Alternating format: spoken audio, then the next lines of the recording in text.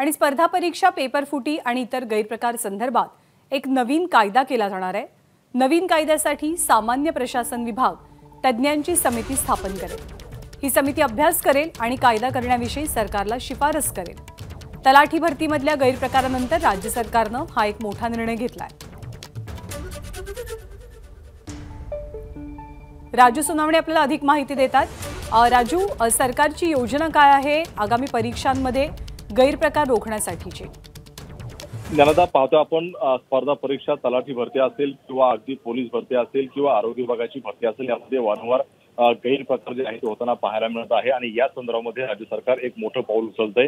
हे सगळं थांबवण्यासाठी जे आहे ते राज्य सरकार नवीन कायदा आणण्याच्या भूमिकेमध्ये आहे। हा नवीन कायद्यामध्ये तरतुदी केल्या जातील। जर अशा प्रकारचं काही आढळलं तर काय शिक्षा व्हावी, त्याच्यामध्ये काय कलम असावे, याचा जे आहे ते समावेश असणार आहे। त्यामुळे नवीन कायदा करण्याच्या भूमिकेमध्ये राज्य सरकार आहे। खरं तर आपण पाहतोय काही तलाठी भरती जी आहे झालेली होती, त्यामध्ये मोठ्या प्रमाणावरती अनियमित झालेली होती आणि त्याच अनुषंगाने कुठेतरी राज्य सरकारने हा निर्णय घेतलेला आहे। त्या संदर्भात गुन्हे दाखल केलेले आहेत आणि त्याचा तपास सुद्धा सुरू आहे। त्यामुळे आता या सगळ्या स्पर्धा परीक्षांसाठी एक कायदा आणण्यासाठी समिती गठीत केली जाणार आहे प्रशासन विभागाच्या अंतर्गत। आणि त्यानंतर ती समिती नेमका कायदा कसा असावा, त्याचं स्वरूप काय असावं, याचा अभ्यास करून जे आहे ते सरकारला प्रस्ताव सादर करेल आणि त्यानंतर हा कायदा जो आहे तो अंमलात येईल। मात्र कुठेतरी स्पर्धा परीक्षांसाठी जे आहे ते तरुण आक्रमक आहे आणि वारंवार घडणाऱ्या घटनांना आळा घालण्यासाठी राज्य सरकार हे मोठं पाऊल उचलताना पाहायला मिळतंय।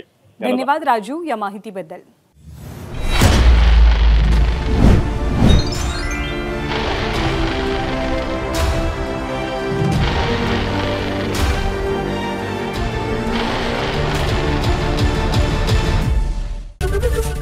एबीपी माझा, उघडा डोळे बघा नीट।